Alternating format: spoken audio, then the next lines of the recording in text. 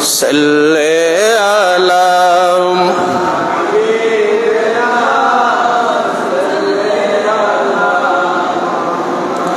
ओ जाने वाले हाजी जब जाओ तुम मदीना दरबारे मुस्तफा में मेरा सलाम कहना दरबारे मुस्तफा में मेरा सलाम कहना सलातुन्या अलैकुम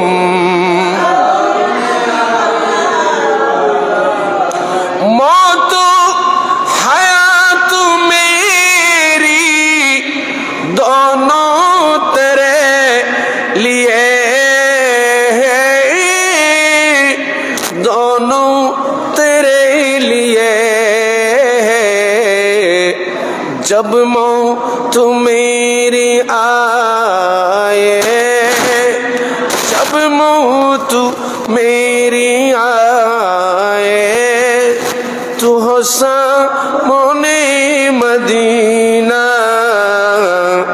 दरबारे मुस्तफा में मेरा सलाम कहना अल्लाहुम्मा सल्ली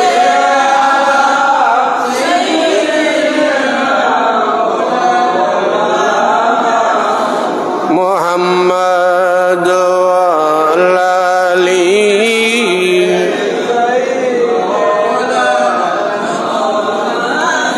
ये शेर मुस्तफा बस ये अदब की जा है बस ये अदब की जा है आँखी बिछा बिछा कर आँखी बिछा बिछा कर बाबू सलाम जाना दरबारे मुस्तफा में मेरा सलाम कहना सलातुन्या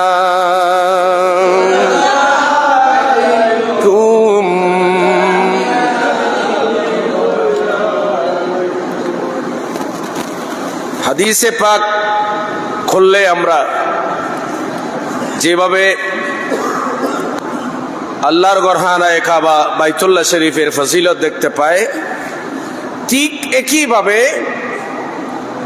কোরআনুল কারীমের ভেতর আল্লাহ পাক আযজা ওয়া জাল বাইতুল্লাহ শরীফের কথা বলেছেন।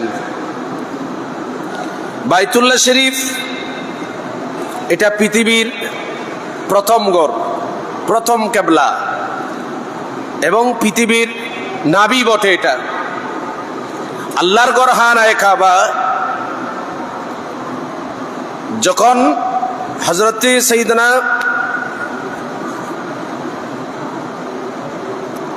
আদম আলাইহিস সালাতু ওয়াস সালাম এবং এর পূর্বে ফেরেশতারা সর্বশেষ যে বেড়া ভিত্তিটা এখন রয়েছে এখানে বুখারী শরীফের হাদিস অনুযায়ী আমরা দেখতে পাই আল্লাহর ঘরে দুইটি দরওয়াজা আছে। কয়টা? দুইটা দরওয়াজা ছিল। এখন কিন্তু বর্তমান কিন্তু দুইটা দরওয়াজা নাই। বর্তমান দরওয়াজা আছে কয়টা? শুধুমাত্র একটা।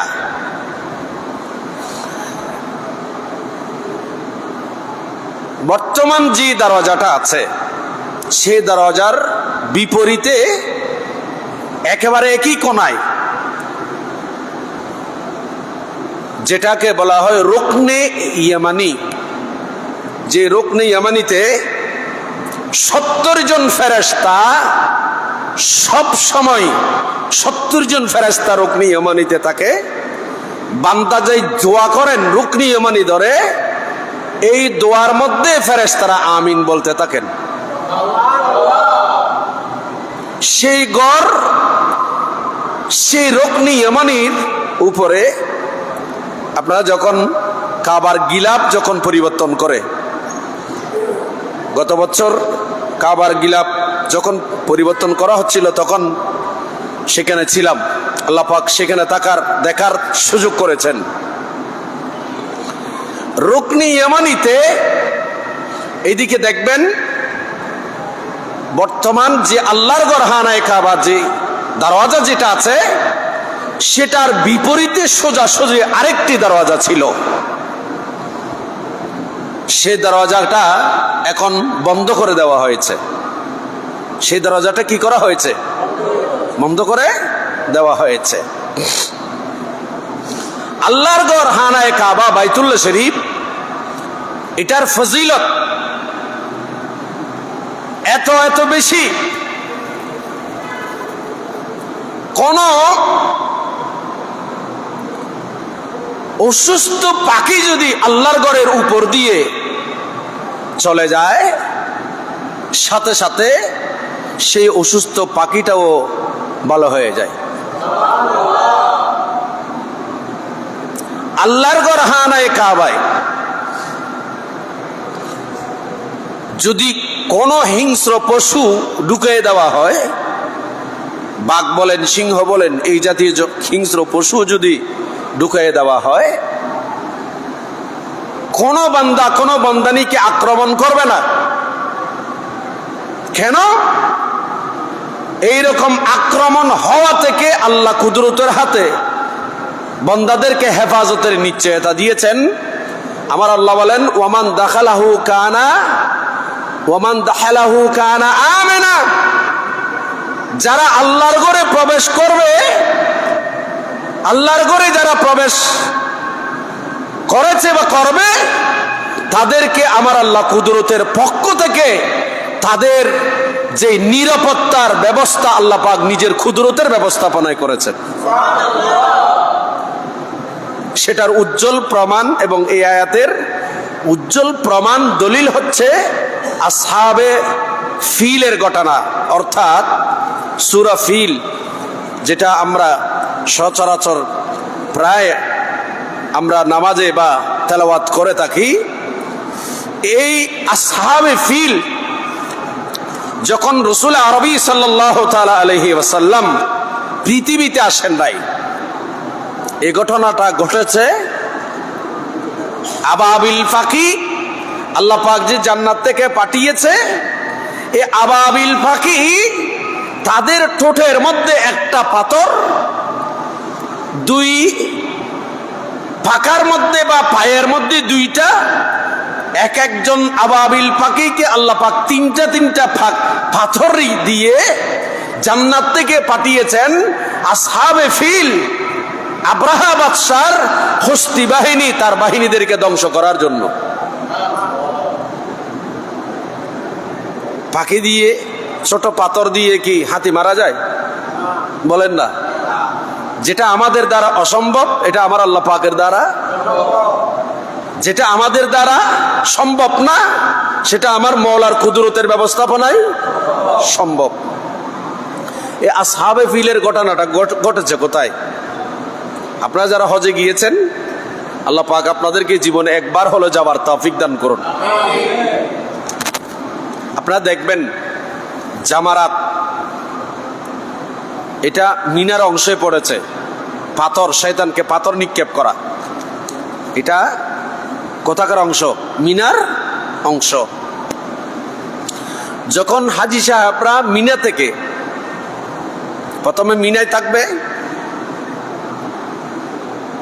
মিনা থেকে 8 তারিখ সকালে অথবা 7 তারিখ রাত্রে, সবাই 9 তারিখ যায়, কিন্তু যানজটের কারণে এখন 8 তারিখ রাত্রেই চলে যায়। অর্থাৎ 9 তারিখ আসার আগে আগে কোথায় হাজিরা আরফাতে। জিলহজের 9 তারিখ আসার আগে আগে অনেকে, অধিকাংশ প্রায় 90% চাইতে আরো বেশি আরফাতে চলে যায়, কারণ যানজটের জন্য। প্রথমে মিনা 8 তারিখ, 9 তারিখ আরফা। আরফা থেকে রাত্রে মুজদালিফায়, মুজদালিফা থেকে আবার মুজদালিফা থেকে রাত যাপন করে সবাই যদি তাবু ধরতে পারে তাবু ধরবে, রেস্ট নেবে, তারপর ওখান থেকে জামারাতে যাবে। আর যদি কেউ তাবু হারিয়ে ফেলে সোজা চলে যাবে কোথায়? জামারাতে, শয়তানকে, বড় শয়তানকে পাথর নিক্ষেপ করার জন্য। বড় শয়তানকে পাথর নিক্ষেপ করতে গিয়ে সেখানে পায়ে যারা হেঁটে যায়, পায়ে হেঁটে, এখানে সব পায়ে হেঁটে যেতে হবে। এখানে কোনো গাড়ি নেই, আপনার জন্য কোনো গাড়ি নেই। যারা রাষ্ট্রীয় মেহমান হয়তো ওনাদের জন্য হেলিকপ্টার থাকে, এখানে কোনো গাড়ি নেই। আগে কিছু দোকান থাকতো হাজিদের জন্য, মানুষ সবিল দিত, সবিল ফ্রি খাবার দিত। এখন কিন্তু বর্তমানে সেখানে ফ্রি গাড়ি ঢোকার জন্য সেই ব্যবস্থাও সরকার কঠিন করেছে, সৌদি সরকার। খুব কম, রাস্তার 2 ধারে পানির জন্য আছে, আপনার পানি তৃষ্ণা হলে পানি ওখান থেকে খেতে পারেন। তো সবাই তো জিকিরের মধ্যে, তলবিয়ার মধ্যে সবাই যাবে কোথায়? জিকির করে করে লব্বাইক বলে বলে, লব্বাইক অতক্ষণ বলবে যতক্ষণ পর্যন্ত শয়তানকে পাথর নিক্ষেপ করে নেয়, ততক্ষণ পর্যন্ত সবাই লব্বাইক আল্লাহুম্মা লব্বাইক বলে বলে সেখানে চলে যাবে। কোথায়? হ্যাঁ, এবং জিকির করবে। কোনটা? 9 তারিখ থেকে একটা জিকির আছে না, আমরা পড়ি না? হ্যাঁ হ্যাঁ, 9 জিলহজ, সেই দিন থেকে আমরা যেটা জিকির যেটা করি, যেটা আমাদের পড়া ওয়াজিব ফরজ নামাজের পরে, সেটা পরে পরে সেখানে চলে যাবে। প্রথম দিন, দ্বিতীয় দিন ওই দোয়াটা পড়বে, জিকিরটা করবে, যে শয়তানকে পাথর মারতে আপনাকে একটা টিন সেট আছে, টিন সেট, অর্থাৎ হাঁটবে একেবারে মাইল 2 হবে, এটা টিন সেট, উপরে টিন এবং 2 পাশ থেকে কি আছে, ওই যে পাখা আছে, বিভিন্ন পাখা, বাতাস। এই টিন সেটের আগে সেখানে একটা মুস্তাশফা মিনা আছে, মুস্তাশফা মিনা, অর্থাৎ এটা হচ্ছে একটা মেডিকেল ক্লিনিক, মেডিকেল। এই সেই জায়গায় আবার ছোট্ট কিছু পাহাড়ের মতো আছে, পাহাড়, ওইদিকে সোজা এই মুস্তাশফা মিনার একটু সামনে গেলে সেখানে সাইয়েদনা ইব্রাহিম খলিলুল্লাহ আলাইহিস সালাম ইসমাইল আলাইহিস সালামকে যে জবে করেছে, সেই জবে করার জায়গাটা ছোট্ট একটা পিলার আকারে সে পাহাড়ের মধ্যে আছে। আমরা আমাদের হাজীদেরকে দেখাই, হযরত ইসমাইল আলাইহিস সালামকে যে ইব্রাহিম আলাইহিস সালাম কি করেছেন, জবে করেছেন, সেই জায়গাটা, সেই জায়গায়। তো এই দুইয়ের মাঝখানে আল্লাহর ঘর হারায় কাবাকে ধ্বংস করার জন্য আব্রাহা বাদশাহ হস্তি বাহিনী নিয়ে আসতেছিল। কি বাহিনী? হস্তি বাহিনী, হাতিদেরকে, বড় বড় হাতি, এদেরকে নিয়ে আসছে। তাদের ভেতরে হাতিদেরকে নেতৃত্ব দিত আরেকটা হাতি ছিল, যে হাতিটা নেতৃত্ব দিত সেই হাতিটার নাম হচ্ছে মাহমুদ। সে হাতির নাম কি? মাহমুদ। হাতির নাম অনেক সুন্দর।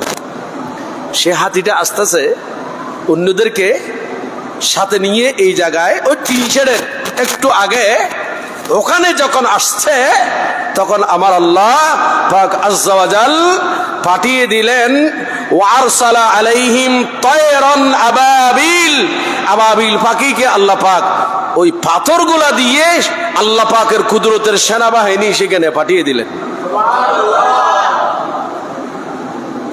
এই জায়গাটা মনে রাখবেন আপনারা যারা হজে যাবেন, যে জায়গায় হস্তি বাহিনীর উপর আক্রমণ হয়েছে,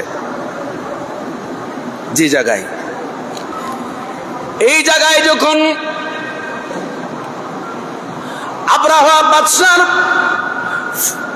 হস্তি বাহিনী এসে গেল, এইদিকে আমার নবীর দাদা জান খাজা আব্দুল মুত্তালিব রাদিয়াল্লাহু তাআলা আনহু আল্লাহর ঘরের দরজার সামনে দাঁড়ালো। দরজা কটা ছিল বললাম?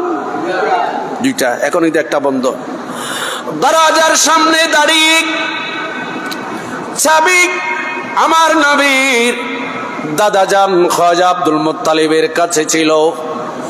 ইনি দাঁড়িয়ে বলেন, আল্লাহ, এটা তোমার ঘর, আমি তোমার ঘরের হাদেম, আমি খাজা আব্দুল মুত্তালিব তোমার ঘরের হাদেম। আল্লাহ আবরা বাদশাহ খুস্তি বাহিনী নিয়ে আসতেছে, তোমার ঘর বাইতুল্লাহ শরীফ ধ্বংস করে দেবে। এই জালেম ইতিপূর্বে আমাদের অনেক সামান দখল করে নিয়েছে। আল্লাহ, আমি তোমার ঘরের সামনে দাঁড়িয়ে বলছি, মাওলা, তোমার ঘর এই হস্তি বাহিনী থেকে আল্লাহ তুমি তোমার কুদরতের হাতে হেফাজত করো। আমার আল্লাহ হেফাজত করে কিনা বলেন? আল্লাহ পাকের কাছে কুদরত আছে কিনা? আল্লাহু আকবার, আল্লাহু আকবার বলেন, আল্লাহু আকবার, আকবার, আল্লাহু আকবার, আল্লাহু আকবার। সালাতুন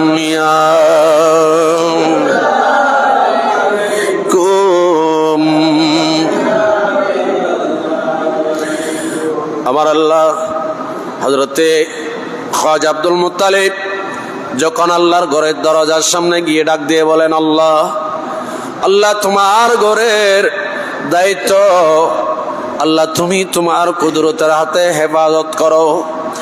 এই কথা বলে ইনি আমার নবীর আম্মাজান খাজা মা আমেনা রাদিয়াল্লাহু তাআলা আনহা, ওনাকে আমার নবীর দাদা জান অন্য পরিবারদেরকে নিলেন, নিয়ে আল্লাহর ঘর খানায়ে কাবা, চতুর্পাশে পাহাড়, পাহাড়ের মাঝখানে আল্লাহর ঘর।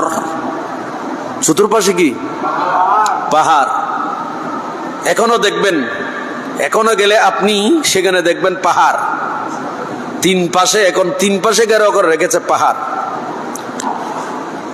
আর যেদিকে বড় বড় হোটেল আছে ওইদিকেও পাহাড়। ক্লক টাওয়ার, যেটা গড়ি টাওয়ার, এটাও পাহাড় ছিল। পৃথিবীর সর্বশ্রেষ্ঠ পাহাড়, সর্বশ্রেষ্ঠ পাহাড়, সেটাকে কেটে এখন ধ্বংসের কাছাকাছি একেবারে ছোট্ট করে রাখা হয়েছে, যেটার নাম জবলে আবু কবাইস পাহাড়। আল্লাহর গোটা পাহাড়ের মাঝখানে চতুর্পাশে চারটি বড় বড় পাহাড় ছিল। রাওয়ায়াতের মধ্যে আসছে কয়টা পাহাড়? চারটা পাহাড়। চার পাহাড়ের মাঝখানে আল্লাহর ঘর খানায়ে কাবা। আমার নবীর দাদা যান পরিবারদেরকে নিয়ে পাহাড়ের উপর উঠে গেলেন। কোথায়? পাহাড়ে। পাহাড়ে আব্রাহা বাদশা আসতেছে কি নিয়ে? হাতি নিয়ে। কারণ সেটা কেন ভাঙবে সেটারও একটা কারণ আছে। কোরআনে পাকের মধ্যে আছে, কুলিল্লাহুম্মা মালিকাল মুলক, এই আয়াতের শানুজুলের মধ্যে এসেছে। এবং কেন আব্রাহা বাদশা আল্লাহর ঘর খানায়ে কাবা আক্রমণ করবে? কারণ সে আব্রাহা বাদশা দেখেছে মুসলমানের সংখ্যা বেড়ে যাচ্ছে, আল্লাহর ঘরের তাওয়াফকারী বেড়ে গেছে।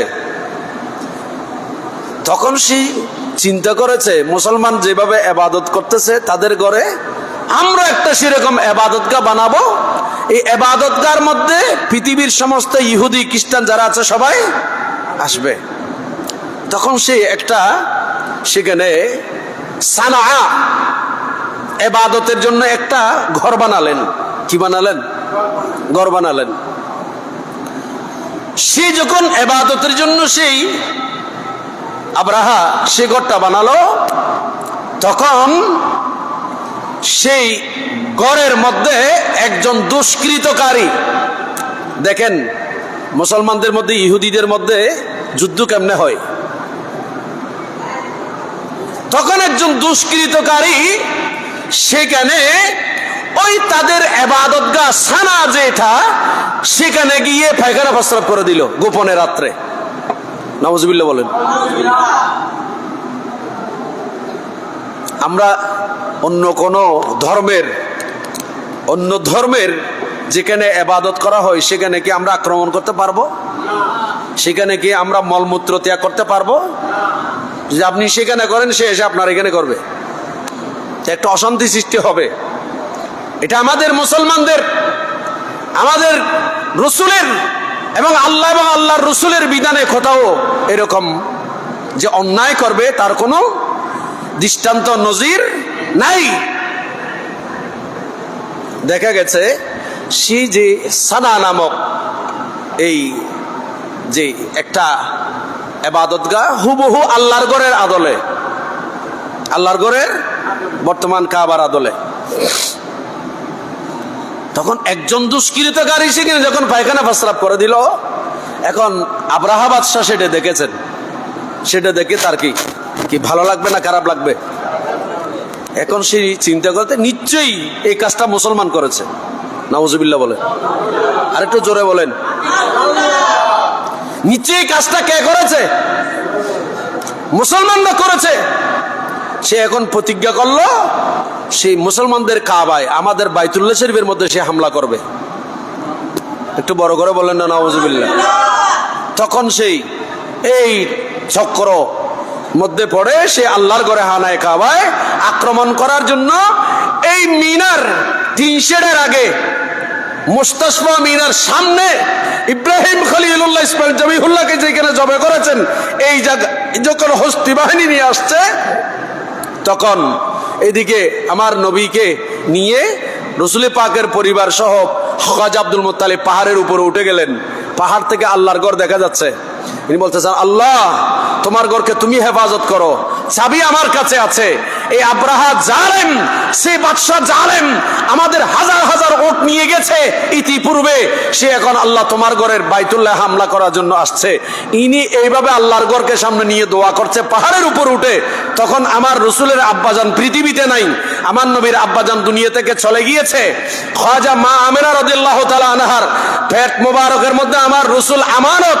যখন খাজা আব্দুল মুত্তালিব দোয়া করছেন, আল্লাহ তোমার ঘর তুমি হেফাজত করো, আব্রাহা বাদশা হস্তি বাহিনী নিয়ে আসছে, এই দোয়া যখন ইনি করতে লাগলেন, হঠাৎ করে মা আমেনা রাদিয়াল্লাহু তাআলা আনহার পেট মোবারকের ভেতর থেকে একটা আওয়াজ আমিন শব্দ বের হয়ে, একটা নূর বের হয়ে আল্লাহর ঘর খানায় কাবার চতুর পাশে বেষ্টন করে রাখলেন। এখনো আসে নাই আব্রাহা বাদশা, কোথায়? এখনো আসে নাই। কোথায়? ওই 3 শেডের অনেক বাহিরে রয়েছে। দেখেন আল্লাহর কুদরতের ব্যবস্থাপনায় আল্লাহ পাকের ঘরকে হেফাজত করেন। এই জন্য কোরআনে পাকের মধ্যে আল্লাহ পাক বলেছেন, ইন্না নাহনু নাযালনা যিকরা ওয়া ইন্না লাহু লাহাফিজুন।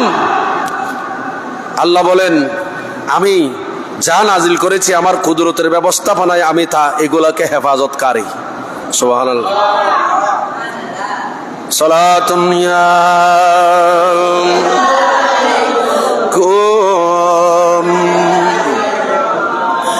काबे की रौनक, काबे का मंजर, अल्लाह अकबर, काबे की रौनक, काबे का मंजर, काबे के रौनक, काबे का मंजर, अल्लाह अकबर, अकबर, अल्लाह अकबर, अल्लाह अकबर। सलातुन या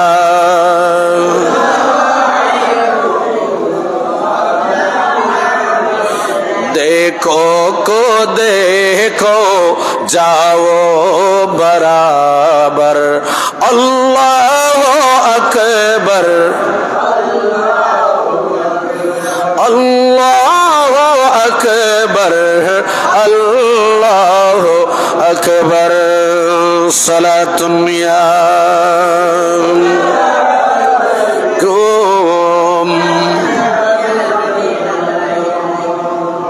আবরাহা বাদশা আসছে, ওই জায়গায় যখন আসলো আমার আল্লাহ বলেন, হে খাজা আব্দুল মুত্তালিব, আমি আমার ঘরকে হেফাজতকারী, ইন্না নাহনু নাযালনা যিকরা ওয়া ইন্না লাহু লাহাফিজুন। আল্লাহ নিজের কুদরতের ভাষায় বলেছেন।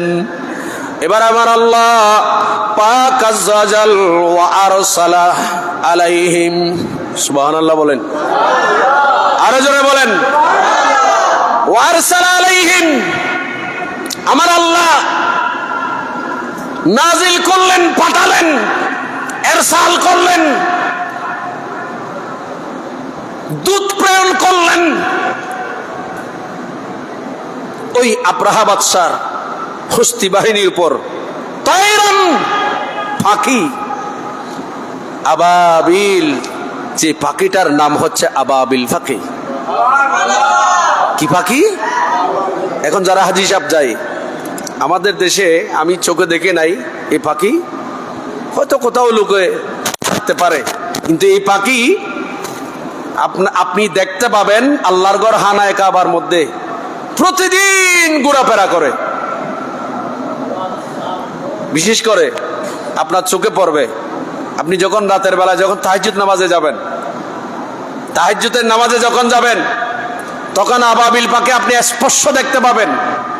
দিনের বেলায় সূর্যের আলো কিরণের কারণে, গরম তাপের কারণে ওদের আনাগোনা কম, কিন্তু রাতের বেলা আবাবিল পাখি আল্লাহর ঘরের চতুর্পাশে উঠতে দেখবেন, এতগুলা পাখি দেখবেন, বাট কিন্তু কোন পাখি সেখানে এক পোড়া পায়খানা করে না।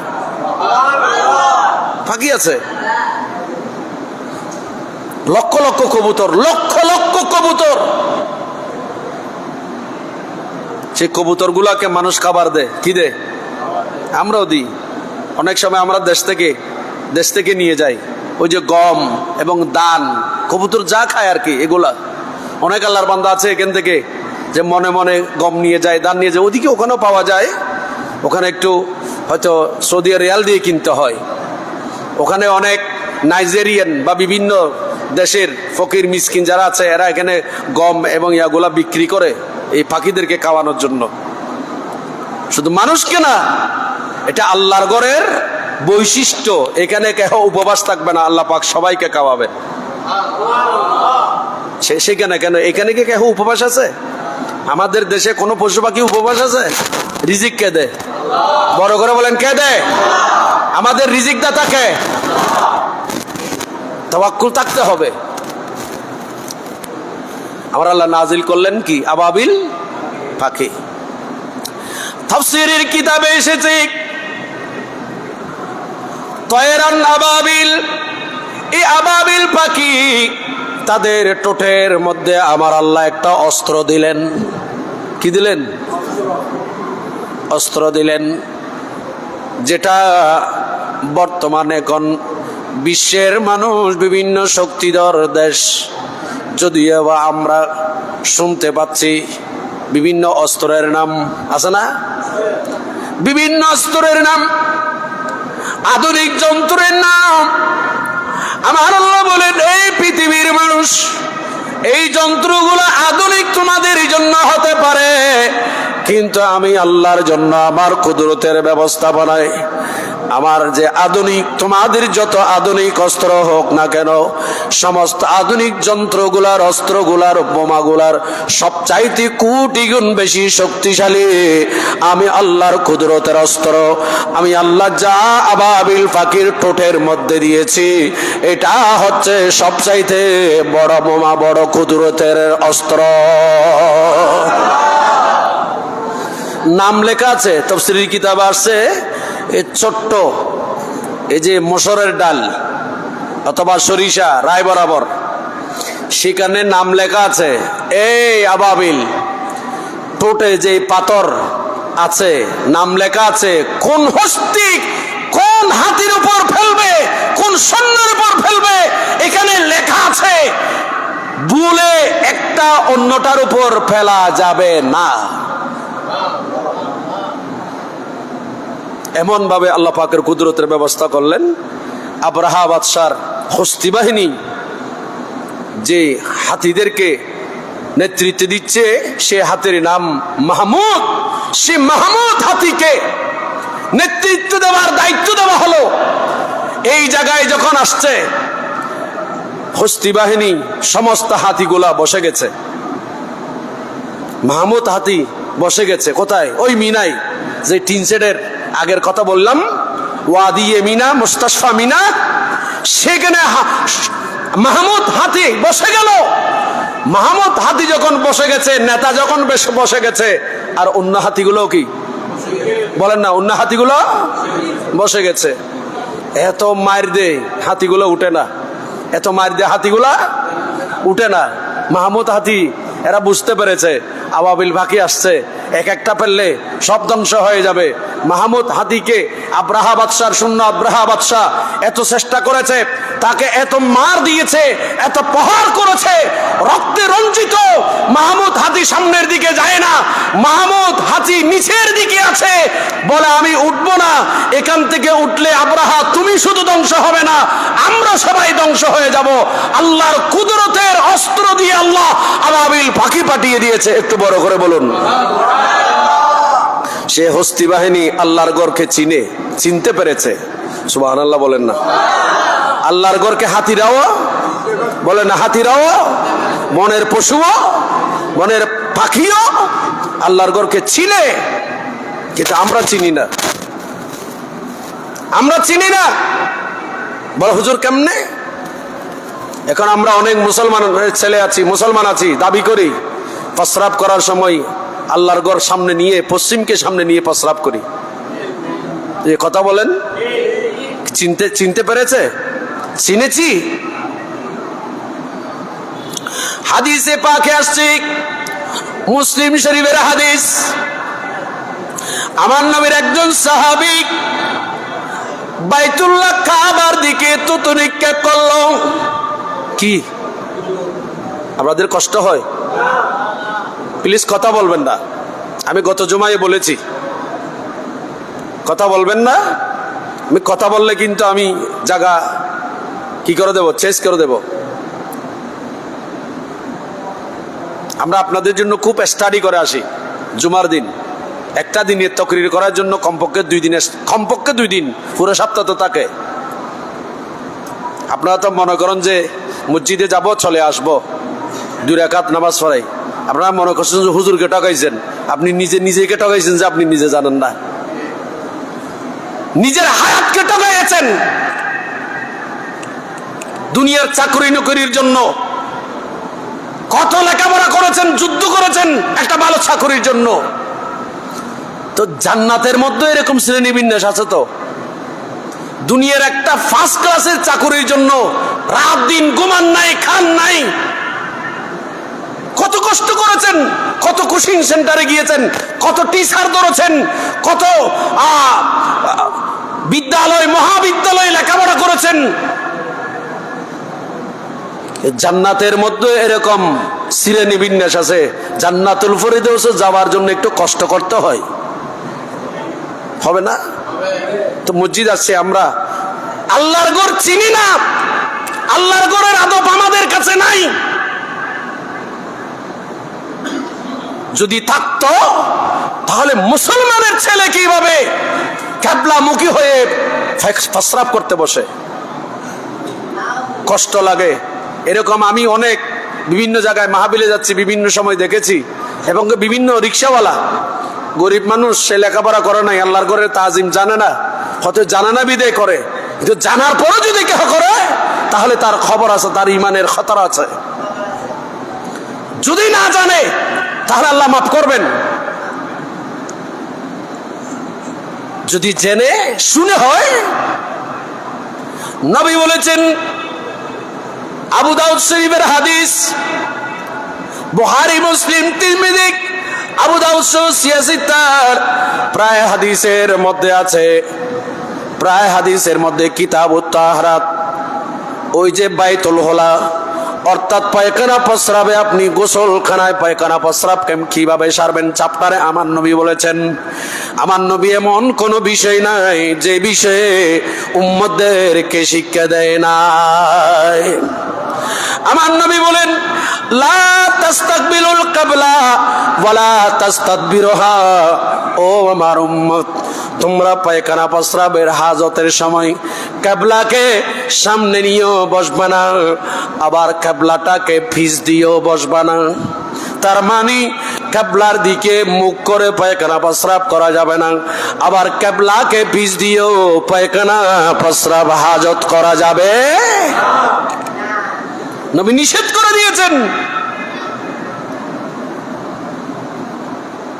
আমার নবীর, মুসলিম শরীফের হাদিস, আমার নবীর একজন সাহাবী সে থুতু নিক্ষেপ করেছে। আমাদের অনেক মসজিদে আছে এলাকায়, আমাদের দেশে, যে পশ্চিম দিকে জানালা থাকে না, বলেন না, থাকে না? অনেক মসজিদে সে পশ্চিমের জানালার মধ্যে লেখা থাকে, পশ্চিম দিকে থুতু ফেলবেন না। কেন ফেলবেন না জিজ্ঞেস করেছেন কোনদিন? বলে, হুজুর পশ্চিম দিকে তো ফেলবো না, কেন? এই রসুলের হাদিস, মুসলিম শরীফের এই হাদিস, ইমাম মুসলিম রহমতুল্লাহ আলাইহি। আমার রসুলের এক সাহাবী পশ্চিম দিকে, কিবলার দিকে, কিবলা আমরা এখন যে কিবলা সূর্য ডুবতেছে এই জন্য পশ্চিম বলতেছি, পশ্চিম যেদিকে আমাদের কিবলা সেদিকে, কিন্তু মদিনা শরীফে পশ্চিম যেদিকে কিবলা সেদিকে নয়। পশ্চিম হচ্ছে মদিনা শরীফে উত্তর পাশে।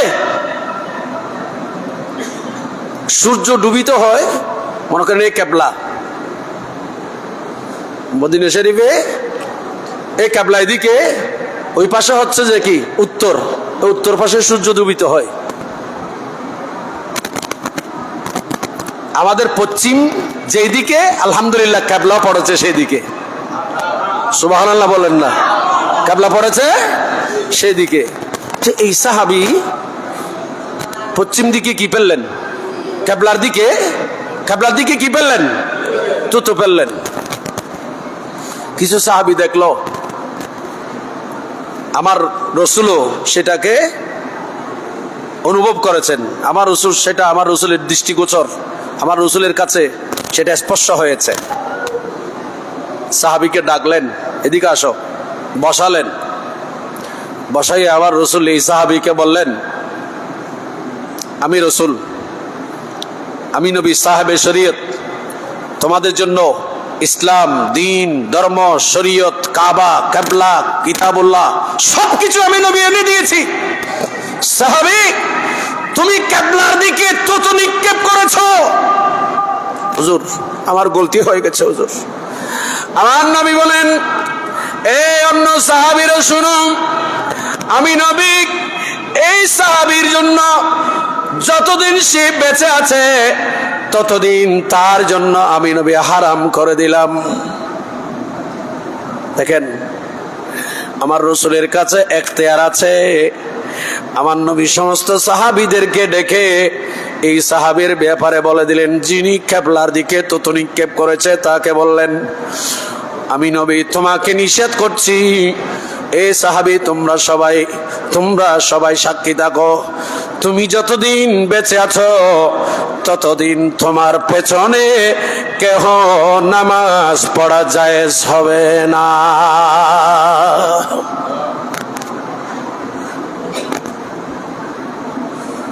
হুজুর কেন? আমার নবী বলেন, তুমি বাইতুল্লাহকে বেইজ্জত করেছ, বাইতুল্লাহর বেহুরমতি করেছ, বাইতুল্লাহর হুরমত ধ্বংস করেছ। তুমি বাইতুল্লাহর দিকে, কিবলার দিকে থুতু নিক্ষেপ করেছ। জীবনে যতদিন বেঁচে থাকো তুমি নামাজের ইমামতি করতে পারবে না।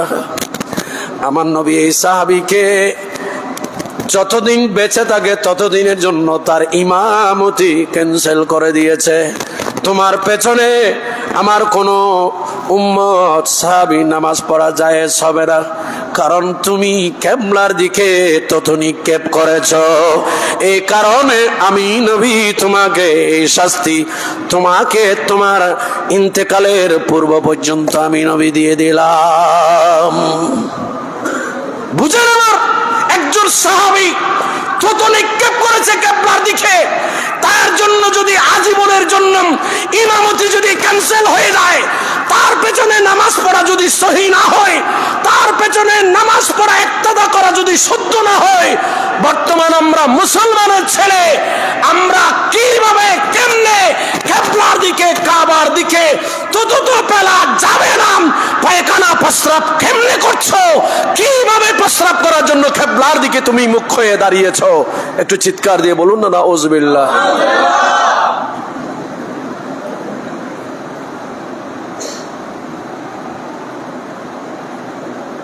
কি বুঝলেন? এটা বাইতুল্লাহ শরীফের ইজ্জত। সুবহানাল্লাহ বলেন। এটা কিসের ইজ্জত? বড় করে বলেন, আরো জোরে বলেন। বাইতুল্লাহ শরীফের ইজ্জত। আল্লাহ রসুল এই কথা যখন বললেন, তো মদিনা শরীফের কথা যে বললাম, পশ্চিম কোন দিকে? আমরা আমাদের যে কি আমাদের উত্তর যেদিকে, মদিনা শরীফের পশ্চিম সেদিকে। এখন কি করবে মদিনাবাসীরা? মদিনাবাসীরা বুঝল আমরা কোন দিকে। তো আমার নবী বললেন, বাল শাররিকু ওয়া গাররিকু,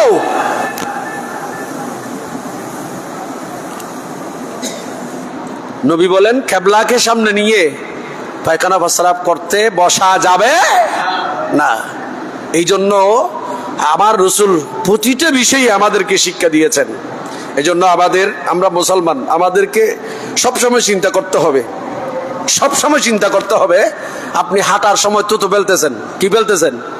গাড়িতে তুতু ফেলতেছেন, একটু খেয়াল করবেন পশ্চিমটা কোন দিকে হতে পারে। যদি সূর্য দেখেন, হয়তো আপনার জানা না থাকলে আমি হয়তো ফেলে দিলেন, কিন্তু জানা থাকলে কিবলা যেদিকে সেদিকে প্রস্রাব করা তো দূরে থাক, থুতু নিক্ষেপ করো, বলে না থুতু নিক্ষেপ করো। কেন? এটা বাইতুল্লাহর ইজ্জত, বাইতুল্লাহর ইজ্জত, বাইতুল্লাহর সম্মান।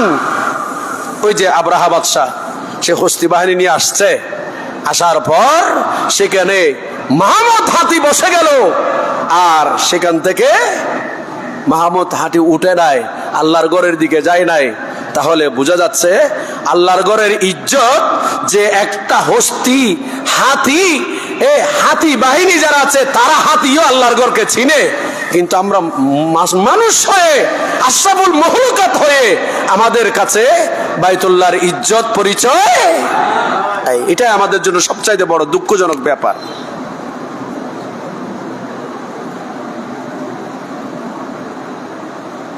আগে আমরা ছোট থাকতে দেখতাম বাইতুল্লাহ তো অনেক, এখান থেকে ৬,০০০ মাইল দূরে আল্লাহর ঘর।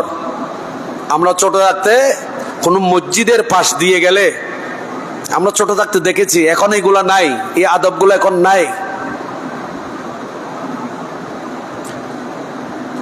মসজিদ আসলে অনেক ছেলে সাইকেল থেকে নেমে যেত। আপনারা যারা বয়স্ক, আপনারা অনেকে দেখেছেন, মসজিদের পাশ দিয়ে ছেলে যখন সাইকেল চালিয়ে যায়, সাইকেল থেকে নেমে যেত। শুধু মসজিদ না, কোন বয়স্ক মুরব্বী রাস্তা দিয়ে হাঁটতেছে, আমরা নিজেরও সাইকেল চালিয়েছি, আমরা নিজেরও করেছি, আদত আমাদের মাঝেও ছিল। কোন মুরব্বী যাচ্ছে, বাপ চাচা বা একজন বয়স্ক মানুষ দাদা যাচ্ছে, ওই নাতি সাইকেলের উপর দিয়ে যাচ্ছে, অনেক সময় সাইকেলটা ব্রেক করে নেমে এই লোকটাকে সালাম দিয়ে পায়ে হেঁটে সামনে গিয়া তারপর সাইকেলে উঠছে। বলে না ঠিক না? এই আদবটা এখন আছে? যেটা বাজে ওস্তাদের ভিডিওর এটা আদব, এটা তাই বলতুন। সি সি সি, আমাদের এগুলা আমাদের দরকার। এই জন্য আপনারা বাবারা যারা আছেন, ছেলে সন্তানরা যারা আছেন, আমাদের এখানে মসজিদে আসেন। আমার মসজিদে অধিকাংশ এই যুবক এবং কি কিশোর ছেলেরা, আমি এটা নিয়ে ফখর করি।